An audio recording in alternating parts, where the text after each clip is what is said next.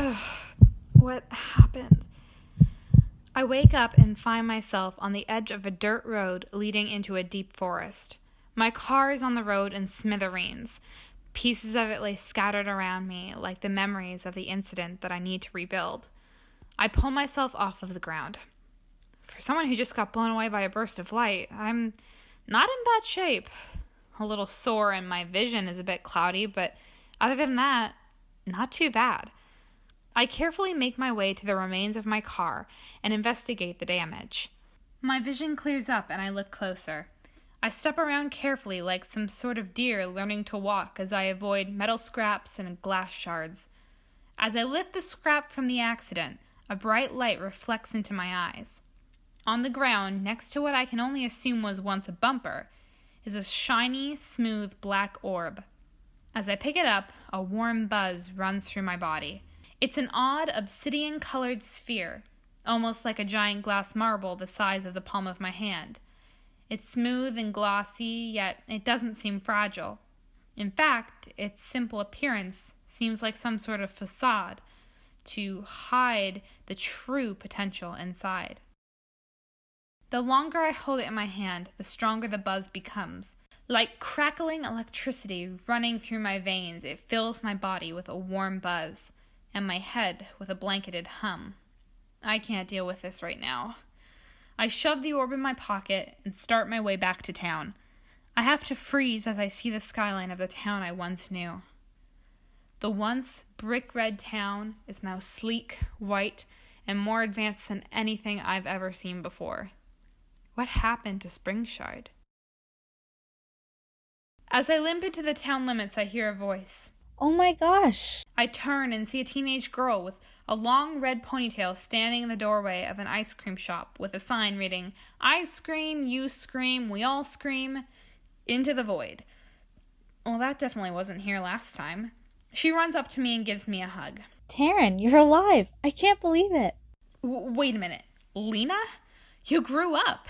Yeah, the turnback tends to do that. Lena, their leader, explains to me that the children of Springshard are the only ones to grow up, the turnback adding a couple years onto their age each time. When I ask why that is, she explains that no one really knows, but they believe it to be a side effect of Springshard's location in a wormhole. I can't tell you why this town exists, but what I do know is that while its existence changes every time the turnback happens, there are a few things that don't. Births, deaths, even a few of the jobs. Everything else is malleable. Every time the town changes, no one seems to notice the change or remember when it was different. If you've been here since the beginning, you never age. If you were born here, you do. If you start living here in the middle, you don't survive. Except you. How are you here? I don't know. I just woke up by my crashed car and... The gnome, do you have it? No, I didn't see it. Do you think it saved me? It's strong, but not that strong, Taryn. If you got hit with the turnback without it, you would be torn apart on a molecular level. The gnome protected you from that, but when the turnback seals the barrier, crashing into it should have been the same effect on you as a car crash. I mean, I was sore, and my vision was cloudy. That's it? All this time and you woke up a little sore? Wait a minute. Lena, how long has it been since the turnback? Lena, how long? 3 months. It takes me a while to come down from the shock. 3 months. I've been unconscious for 3 months? Lena, their leader, does not seem as concerned about this. She says that it seems completely normal, and since I have no side effects, that I don't need to worry. She also tells me that she fully intends to research me to any means necessary. As we talk, Connor, the boy with shabby bangs, comes up to us. He's not nearly as excited to see me. I'm going to chalk it up to the turnback-induced puberty making him think he's too cool to talk to me anymore. Lena, their leader, excuses herself, saying that she's going to tell Oleg about this. Apparently, she's been studying timekeeping with him. Normally, it's a job passed on from one generation to the next, but as Oleg has no children, he's chosen Lena, their leader, as the next timekeeper. She invites me, but I decide to take a breather and walk around town. The general layout is the same, but a lot of the shops have been replaced by ones that did not exist before. I find my way to Main Street. I always thought main streets were magical, and it seems like this main street is no different. Just like every town has a main street no matter where it is, this main street is the same as it's always been. Okay, so some of the stores are different, but I never went into Magnum Locust Pet Store anyway, so it being replaced with sandstone, bloodstone, and obsidian sock shouldn't be too much of a change. And luckily, Dottie's is still the same. I don't know what I would do if it wasn't there anymore. When you walk in, a sign stands in the doorway reading, "Please seat yourself wherever you like, unless you're Carl. Get out of here, Carl." I have no idea who Carl is, but whoever he is, Dottie clearly has a bone to pick with him. I sit down at my usual place at the bar. Dottie comes over to me with a pile of menus. Hi, I'm Dottie Queen, owner and operator of Dottie's. I don't think we've met yet. We haven't? Not to my memory, and I remember everything. So, darling, what's your name and what brings you to our wonderful town? I'm Taryn March. I'm the transfer for the Springshard Chronicle. Interesting. Xavier must be trying something new. He's never had 2 transfers before. 2? Yes, the other transfer came in earlier. Super sweet gal. You just missed her, actually. So, this new transfer, is she... Anyways, Taryn darling, which menu would you like?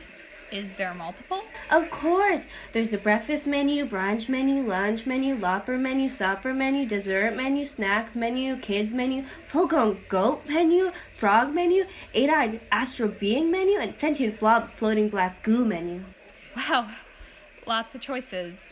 You know what? I think I'll just have some of your chocolate cake. How'd you know about that? It is famously good.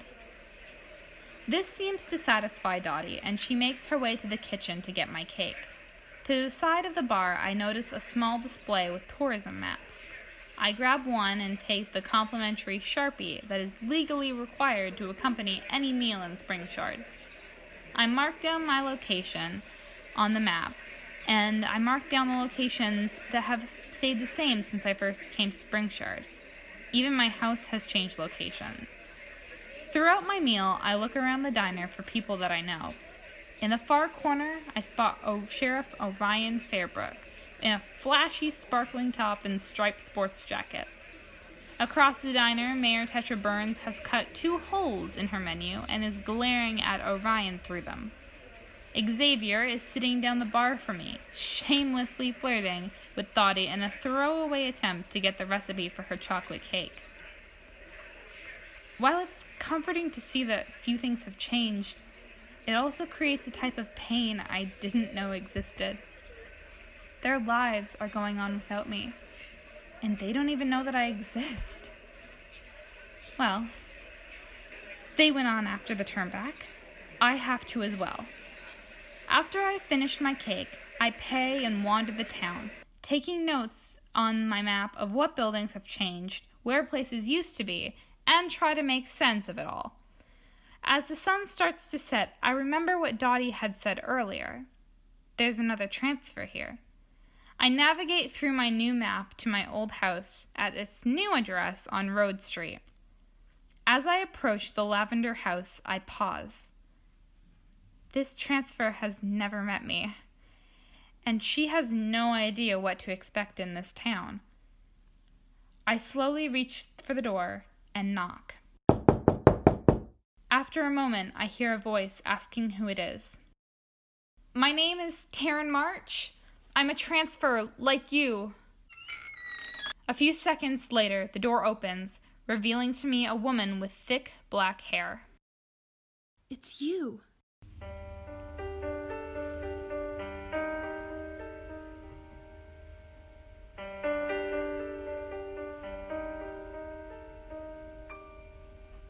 Hi, this is AJ Robinson, creator of Chronicles of Springshard and the voice of Taryn March.